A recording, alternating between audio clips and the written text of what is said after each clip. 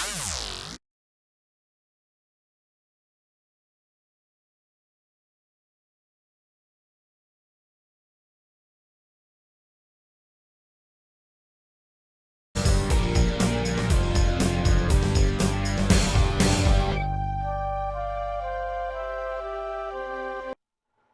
Ride, Thursday's edition, right here on Delta Television, The People's Pride. Every other working day on this program, we look at Delta State, sometimes beyond.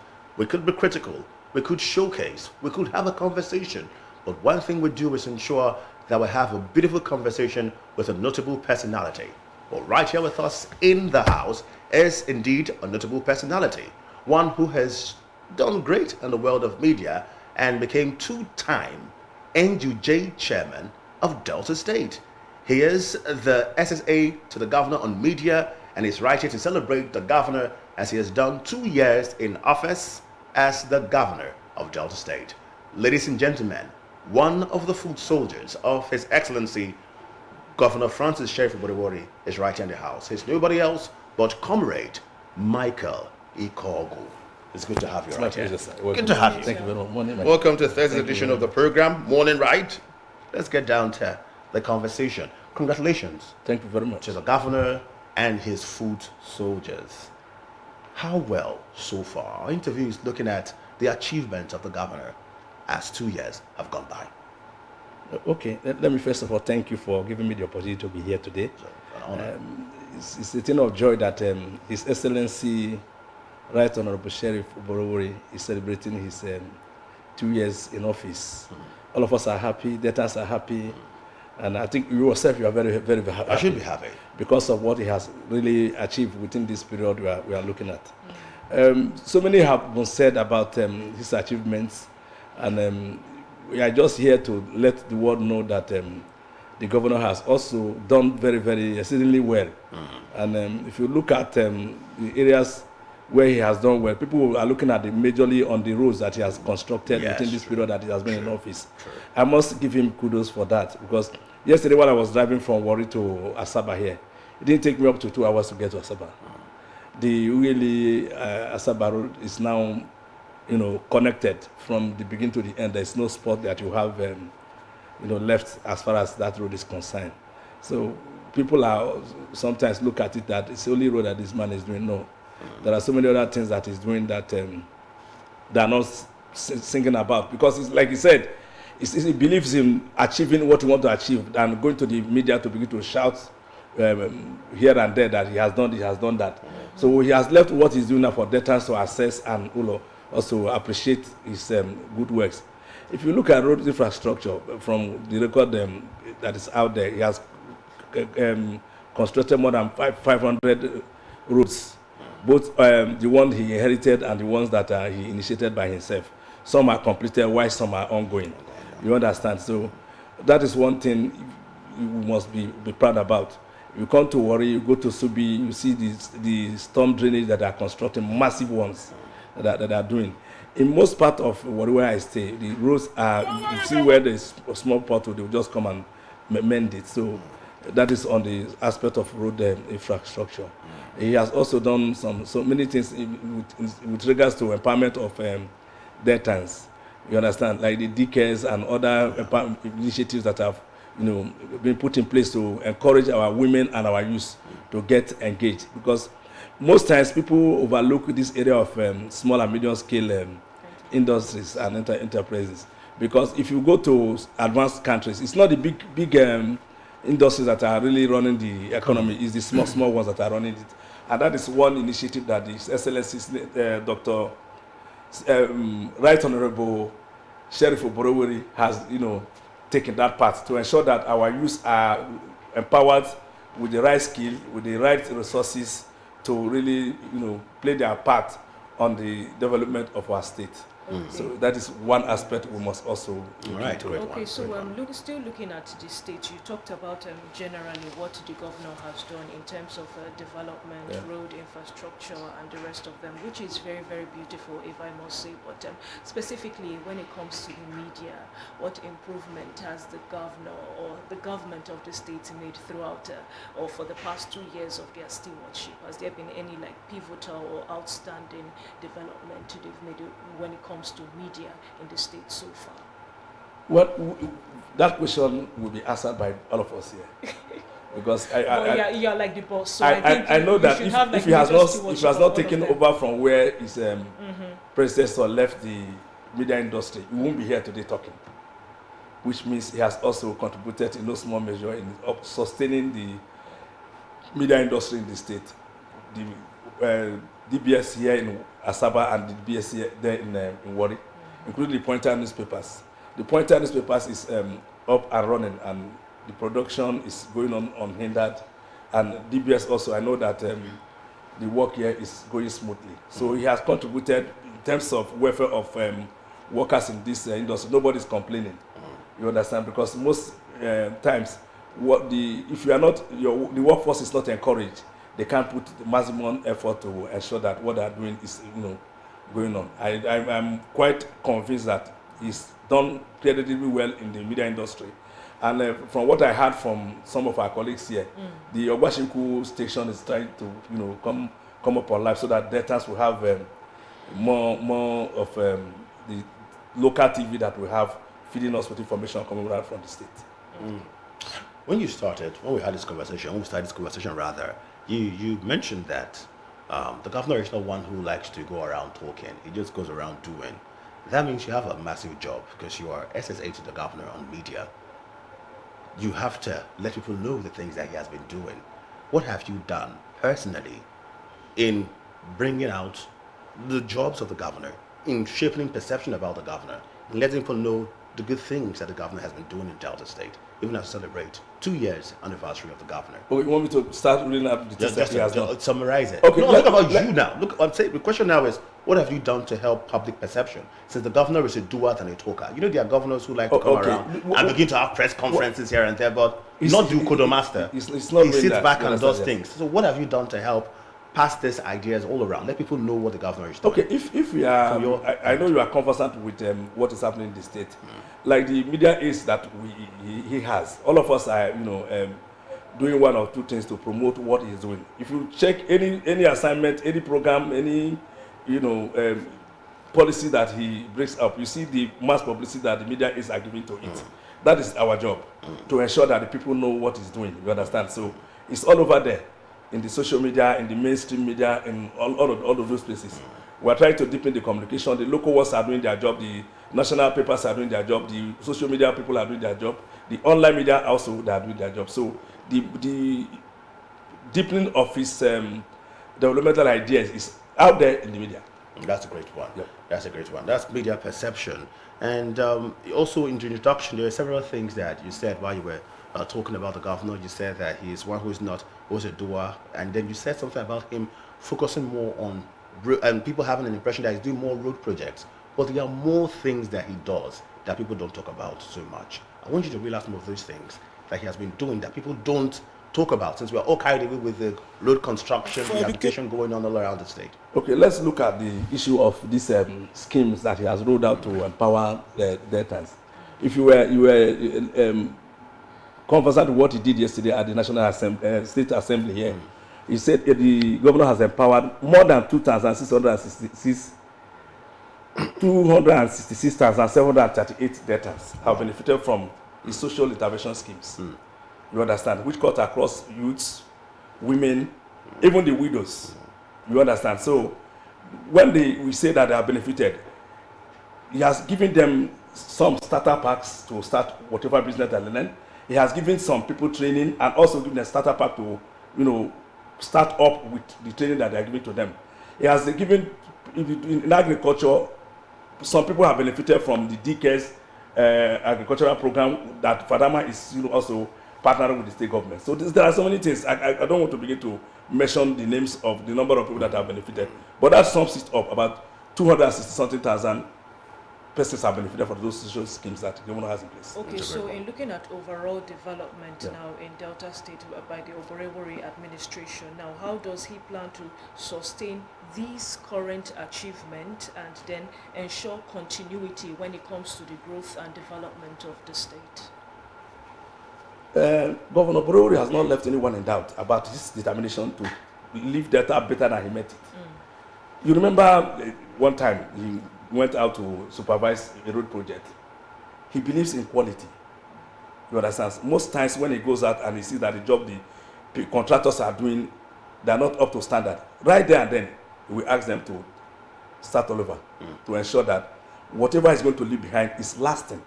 You know, some people before now will just go there, whatever they do, the governor does not take note of that. But he takes it personally to supervise most of the things that he is doing. That is a man who believes that leaving a legacy that would outlive him is what is the hallmark of his administration. You understand? We will record that there was a place he went to. The cover they are doing was not up to the size. He asked them to demolish it and start building all over again. He has laid solid foundation for all the things he is going to do. Between this remaining part of his first year administration, he's going to consolidate on some of those things. So when the foundation is already laid, building upon it, a solid foundation, I mean, building upon it does not take much time to do because the solid foundation has already been laid. So it's not leaving anybody in doubt of how he's going to leave the state better than he met it. One of the achievements of the state governor, if you ask me on a personal note, is the whistleblowing policy. You know, in the past we've had governors give contractors projects to run, and then the contractors run away. You know, to come to have shady jobs, dirty jobs, poorly done jobs, like you just mentioned. The constant monitoring, the governor tells you, hey, go back and finish up. How far has the whistleblowing policy been in Delta State? What's the level of feedback? Are we getting whistleblowing? And really let the audience know how much I may not have the number of people that have made use of that opportunity. But I know that it is left for you, Deltans, now to use it. The governor has come up to say, I'm not here to side anybody. He has even told the contractors that if you are my friend, do the right thing. Yeah. We are not here to make friends with our developmental plans. So if you know that you want to continue to be my friend, do the right thing. So he has given out that opportunity to all of us now. The numbers to call is there. The opportunity to call is there. That he has said also that if you are calling, your name will not be mentioned to anybody. It's going to be a secret thing between you and the government. So if these people of the state now decide not to use that opportunity, it's also left for us. He has given us the window that it's not there to side anybody. If you see any wrong thing that anybody is doing, if you see something, say something, the governor will act. Okay, so they said the success of a government is a collective responsibility between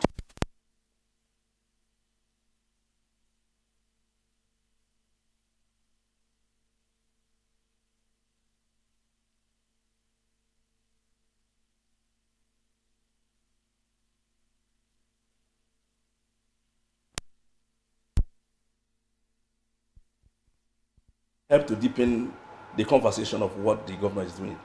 That is the only contribution that we have. We owe him to ensure that the good work he's doing is out there for people to know that this man. It's not even asking you not to criticize him. If you have anything that you feel is not doing well, be very, very, open to do it in a manner that will, attract his attention to address those issues that you think about. Most times, I don't blame the governors for whatever that is happening around us. I blame those people who are out there supervising. For example, now, the governor is not here. If anything happens here, they will say, the governor is not aware of this thing. If you didn't report to him, he wouldn't know what is happening in DBS. We will say, okay, this road, this man has done is poorly delivered. The governor may not be there. That is why this whistleblowing policy is very, very important. If you see anything, say something. If you see something, say something. The media people should continue to play their part of publicizing the developmental programs and policies of His Excellency. That is the thing we owe him, the media practitioners, you understand. His own is to do his part, our own is to let the people know what he has done. The more agenda, meaningful development, opportunities for all Deltans, realistic reforms, enhanced peace and security. Let's look at enhanced peace and security and opportunities for all Deltans. Interestingly, opportunities will not be granted to all Deltans if enhanced peace and security is not active in a locality.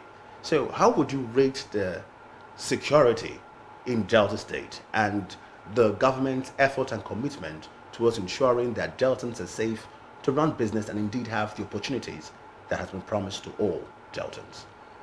I think this enhanced peace and security is one area that we are not looking at critically. Since he came on board in 2 years, have you had any crisis in any part of the state? You had your trauma crisis, by the way. No, that was between the military and the people. Yes, I'm talking of internal crisis, No, I don't like communities fighting here and there, trying to. no. You understand? So the one that happened is an exceptional case.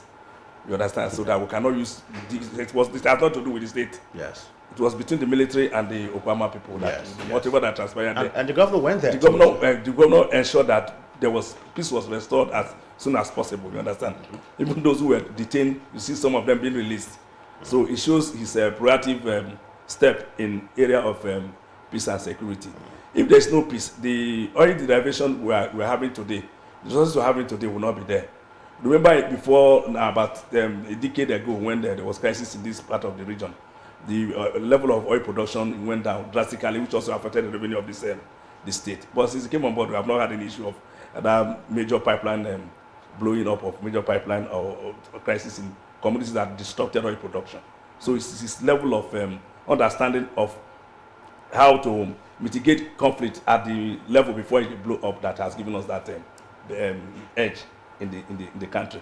If you talk of security challenge is across the country. So the one we are suffering in the state is also the other ones other people are suffering in their state. But he is doing the best he can to ensure that it's reduced to the barest minimum. Well, I know that the peace and conflict boss, in terms of Edwin Uzo, he has been doing so much and settling many scores around localities. So indeed, the governor has been using different machineries in place to ensure that we have peace and security. But kidnapping is something that every other state it's not peculiar to Delta State. is suffering from. I'm concerned about the strategies that the governor is doing because it's exceptional. Let's not forget that the same governor was given Personality of the Year by a very critical media group, This Day Arise Group. Yeah. And now when it comes to kidnapping, we believe that, yes, it's happening all over the country, but Deltas need to feel like they are special, which we believe we are. Can you really reassure our audience, our viewer right now, about the commitment of the state governor to ensure that things like kidnapping, petty things that have been going around the country, and the deviling business and growth is curbed in Delta State, which is, to me, #1 state in the Federal Republic of Nigeria? He has not left anyone in doubt about his effort to ensure that the security of the citizens is paramount to his administration. You recall that some months back, there was a security summit where he donated over 30-something vehicles to the security agencies in the state. So what else can the governor do? If he doesn't have interest of keeping peace and security in the state, he won't have time to look into that. So he has continually assured us that peace and security of the citizens of the state is paramount to his administration. Most times, at that level where they are talking, you may not know what they are planning. Security is not something that they will come out to tell you, this is the strategy you have and that is the strategy you have. But so long as we are getting results, I think the governor is deep neck in providing peace and security in the state. Okay, so in general, so what are Deltans supposed to expect in the next phase of his administration? There is a new mantra now that is not the more agenda. Renewed hope for more. Okay. Oh, renewed hope for more. Renewed hope for more, which means there's the level of the development that are going to now. Now that the state is really working in full partnership with the federal government, more renewed hope for more will really manifest in the years and days to come. Now you said that April 23, 2025 was a very big day in Delta State. That was the day the governor moved from the PDP to the APC, as well as the rest of you. All the foot soldiers, everyone moved. In fact, you just say everyone jackpot to the central level. Now, that caused controversies on the media. Let's not deny that. We had a job to do right here at Delta Broadcasting Service to re-educate the people about why the governor had to move and all that. But for your part, as the SSA to the governor on media, what and how did you address the situation of the movement, defection of the Delta State government from the PDP to the APC, and how has that been so far? If you had the senator of that day, you heard what the governor said, and all that spoke from the state, that it was a movement for the overall interest of debtors. Yes. So they are at the top. They know where they want us to get to at every given time. they understand the terrain better than all of us. So for that decision that they took, it was in the best interest of the state to take that petition according to the governor. And that we believe he cannot lead us to the wrong place. Do you think that the media, the SSA, as SSA media, you have communicated this particular perspective to the people? Because that's what the media does, communication, bridging the gap. It's all over there. So, you are here also deepening the conversation. And I know that DBS also has contributed in also canvassing it and letting the world know why it defected. Okay. Apart from the various empowerment programs for the youth and women in the state, Governor Oborevwori'S Good Governance Strides has earned him numerous awards, including the Best Governor of the Year, Best Governor in Infrastructure Development, and Best Governor in Good Governance, bestowed on him by This Day, Arise Media Group, Telegraph Newspaper, Editorial Board, and Vanguard Newspaper Management and Editorial Board. So that is what a man who has contributed, he didn't buy it. They saw what he was doing and they decided to honor him. So many governors in the country didn't get up to what he has got. So it shows that he has done well, and he will continue to deliver on the mandate and the promise he made debtors when he was complaining. Hope for more is what we should expect in the next 2 years. And I believe that in the next 2 years and beyond. And beyond, okay, because I was going to go there. 2027, there shall be a re-election, as we believe, of the governor, but he has to put in more, renewed hope for more, right here in Delta State. We have been discussing with the SSH, the governor, on media, and we have been discussing about the achievement of the governor, His Excellency, Right Honorable Francis Sheriff Oborevwori, after 2 years in power, 2 years in leadership of Delta State. And we have heard clearly that this is the renewed hope for more. So if you have been having all these awards, we expect to have more awards. And the people should indeed feel the impact of the governor. Beyond the awards and recognition, the people would enjoy prosperity, peace, and security in accordance with the MORE agenda. Thank you so much, my senior colleague, for doing conversation with us right here. Thank you. I'm Comrade Michael Ikeogwwu, two-time NUJ chairman, and he's right here with us on Delta Television, the People's Pride. We expect to have more of him, and that's how we say thank you so much for coming. Thank you. And thank you so much for being part of Morning Ride for Perpetua. Thank you, and take good care of yourself. Good morning from me, and goodbye. Thanks for being there.